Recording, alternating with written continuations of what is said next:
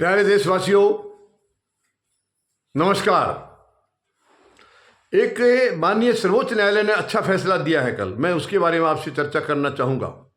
अभी तक बहुत भारी अड़चन होती थी, यानी जो राजनीति में लोग हैं, पदों पर बैठे हैं, कोई एमएलए है, एमपी है या मंत्री हैं, ये जब कोई गलत काम करते हैं और इनके खिलाफ कोई कार्रवाई करनी है, जनता कोई मन बनाती है एक्शन लेने का, तो वो जल्दी सी वो एक्शन हो नहीं पाता था, क्योंकि इनको इजाज़त लेनी पड़ती है। आप किसी सांसद के खिलाफ कार्रवाई करना चाहेंगे, आपको लोकसभा के या राज्यसभा के अध्यक्ष से परमिशन लेनी होगी। किसी विधायक के खिलाफ करेंगे तो विधानसभा के अध्यक्ष से आपको परमिशन लेनी होगी, और वो परमिशन ज़्यादातर मिलती नहीं थी। लेकिन अब माननीय सर्वोच्च न्यायालय ने एक फैसला दिया है कि सीबीआई वगैरह जब कोई रेड करती है तो उनको किसी से इजाज़त लेने की ज़रूरत नहीं है। उन्होंने ये कह दिया है कि आप इवन प्रधानमंत्री की भी स्टेटमेंट ले सकते हैं, उनसे भी पूछताछ कर सकते हैं। तो ये एक मैं कहता हूँ बहुत बड़ा डेवलपमेंट है, क्योंकि इसकी वजह से राजनीति में बहुत गंदगी बढ़ती जा रही थी। क्योंकि खुल्लम खुल्ला सरेआम जो है वो भ्रष्टाचार करते हैं, करप्शन करते हैं, और केस वेस उनके खिलाफ चलाने की कोई इजाज़त मिलती नहीं है। लेकिन ये एक बहुत बड़ा रोड़ा था। अगर इस रोड़े को सच में सीबीआई मतलब माननीय सर्वोच्च न्यायालय ने निकाल दिया है तो ये एक बहुत बड़ी बात है, बहुत बड़ी बात है। इससे कुछ तो ब्रेक लगेगा भ्रष्टाचार पर, कुछ तो इनको चिंता होगी, कुछ तो भय होगा। हालांकि ये शर्मनाक है कि लोकतांत्रिक देश में भ्रष्टाचार करना, लोग वहां तक अपने आप को बताते तो हैं ये कि हम जनप्रतिनिधि हैं, जनता ने हमको चुना है। तो तुम जनप्रतिनिधि हो तो जनता ने चोरी करने के लिए थोड़ी चुना है, जनता ने अपने हितों की रक्षा करने के लिए आपको भेजा है। आप उनके हितों की रक्षा करें, शासन को, प्रशासन को आप ईमानदारी से चलाएं, इसलिए जनता ने भेजा है। जनता ने कभी नहीं कहा आपको कि आप जाइए लूटमार करिए और हमारा भविष्य बर्बाद करिए, हमारे हकों को आप खाइए, ऐसा कभी नहीं कहा।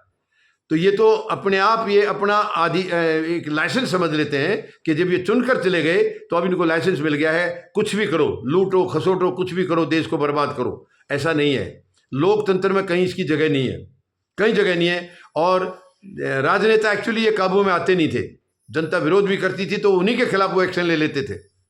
मगर ये अब माननीय सर्वोच्च न्यायालय ने जो फैसला लिया है, आप पहले के देख लीजिए कितने सारे केस हैं, कितनों के खिलाफ आरोप लग रहे हैं, लेकिन जांच नहीं होती है, ना कोई इंक्वायरी होती है। सीबीआई, इनकम टैक्स, ईडी हिम्मत नहीं कर पाते हैं, जबकि गलत है ये। वो संवैधानिक संस्थाएं, इंडिपेंडेंट बॉडी हैं, उन्हें किसी से भय खाने की जरूरत नहीं है, किसी से डरने की जरूरत नहीं है। वो सीधे सीधे संविधान के साथ जुड़े हैं, संविधान में जो उनके अधिकार हैं, उनके हक हैं, उसके साथ उनका रोल है, सरकार के साथ कोई रोल नहीं है। लेकिन बस ये एक स्पून फीडिंग हमारे देश में एक रिवाज है कि वो आज वो कहीं ईडी का डायरेक्टर है, सीबीआई का, इनकम टैक्स का है, कल वो रिटायर होगा तो उसको कहीं फिर दोबारा से सरकार से कोई पद मिल जाए। ये लालसा, ये भूख उसको अपना कर्तव्य निभाने में मतलब उसके खिलाफ जाने में मजबूर करती है। और ये शर्मनाक है। मैं तो ये कहूँगा कि इन पर बैन लगना चाहिए। कोई किसी एक ओहदे से जब रिटायर होते हैं, उच्च पद से रिटायर होते हैं, तो उनको कोई बेनिफिट सरकार की तरफ से नहीं मिलना चाहिए रिटायरमेंट के बाद, ताकि वो अपनी ड्यूटी का जो निर्वहन है वो ईमानदारी से कर सकें। आज ईमानदारी से नहीं कर रहे हैं, क्योंकि उनको लालच है, मैं यहाँ का काम 60 साल में या 65 में मेरी जो उम्र हो रही है, मैं कल जाकर के सरकार की गोद में बैठ जाऊँगा। वो गोद में बैठने के लिए वो अपने कर्तव्य को पूरी तरह नहीं निभा रहे, निष्ठा से नहीं निभा रहे, ये एक शर्मनाक है। तो ये एक मैं माननीय सर्वोच्च न्यायालय, क्योंकि सरकारें ऐसा कानून नहीं बनाएंगी, माननीय सर्वोच्च न्यायालय से मैं निवेदन करूंगा एक ऐसा जजमेंट दें कि सरकार मजबूर हो जाए, ऐसे लोगों को अपॉइंटमेंट ना देने पर मजबूर हो जाए, और वो कानून बन जाए। कानून बन जाएगा तो कोई भी सरकार के पक्ष में फैसले नहीं देगा नाजायज तरीके से, जो आज आ रहे हैं। आज की तारीख में मैं भी किसी एक को नहीं कहूँगा, लेकिन हर तरफ से सरकार का फेवर किसी न किसी रूप में किया जा रहा है, जो कि दुर्भाग्यपूर्ण है। ये गलत है, ये गलत है। ऐसे लोकतंत्र में इसके लिए कोई जगह नहीं होती है। तो ये माननीय सर्वोच्च न्यायालय ने फैसला लिया है, तो ये एक बहुत ही बढ़िया फैसला है। काफ़ी इससे मदद मिलेगी, लोगों में कम से कम कुछ भय तो रहेगा। उनको ये भय है कि आज अगर मैं कोई गलत काम कर रहा हूं, जनता ने मुझे देख लिया, किसी ने वॉच कर लिया, तो वो तुरंत मेरे खिलाफ शिकायत करेंगे और सीबीआई की मेरे से इंक्वायरी तुरंत हो जाएगी, रेड हो जाएगा वो सब, क्योंकि उनको अब किसी से इजाज़त लेने की ज़रूरत नहीं। ये तो बहुत पहले होना चाहिए था। यानी देखिए, जुर्म तो जुर्म है, चाहे एक साधारण व्यक्ति कर रहा है या कोई पद पर बैठा हुआ है। वो पद पर बैठने वाले के लिए इजाज़त थोड़ी देगा कि तुम जुर्म थोड़ा बहुत कर सकते हो। जुर्म करना सबके लिए बराबर है, चाहे वो आम इंसान है, तो उसके कानून अलग अलग क्यों हैं? इजाज़त लेना उसकी, क्यों इजाज़त लेना? जुर्म तो जुर्म है।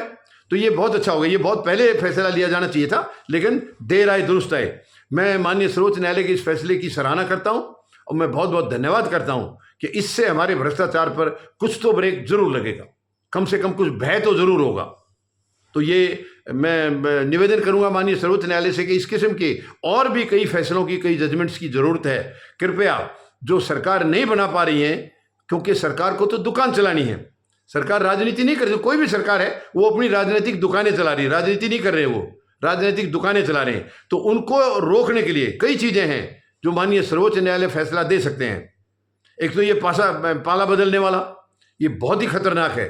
पाला तो बदलना ही नहीं चाहिए। एक बार जो प्रतिनिधि चुन के चला गया, चाहे वो विधानसभा में गया है या संसद में गया है, उसको पाला बदलने की 5 साल तक कोई इजाजत नहीं है। अगला चुनाव लड़ेगा तब वो अपने दल को छोड़े या कुछ भी करे, कहीं भी जाए वो चुनाव लड़े, लेकिन जब वो जीत जाता है, जनप्रतिनिधि बन जाता है, उसके बाद उसको कोई अधिकार नहीं है, क्योंकि जनता ने उसको चुना है। तो वो जनता के प्रति जवाबदेह है, बाध्य है वो कि जनता की भावनाओं को ठेस ना पहुंचाए, जनता की भावनाओं को चोट ना पहुंचाए, और वो पाला नहीं बदल सकता 5 साल तक। ऐसा नियम एक बहुत जरूरी है, बहुत जरूरी है। ये खरीद फरोख्त राजनीति में तभी बंद होगी। आज जो खरीद फरोख्त हो रही है, क्योंकि सरकार के पास पैसा बहुत है, वो जिसको मर्जी खरीद लेते हैं। अगर उनको ये भय होगा कि तुम खरीदे गए तो तुम्हारी जो विधायकी है या सांसदी है वो खत्म हो जाएगी, तो इस पर ब्रेक लगेगा। तो मैं उम्मीद लगाता हूं कि माननीय सर्वोच्च न्यायालय जरूर इस पर भी कुछ ध्यान देंगे। धन्यवाद। जय जवान, जय किसान, जय हिंद।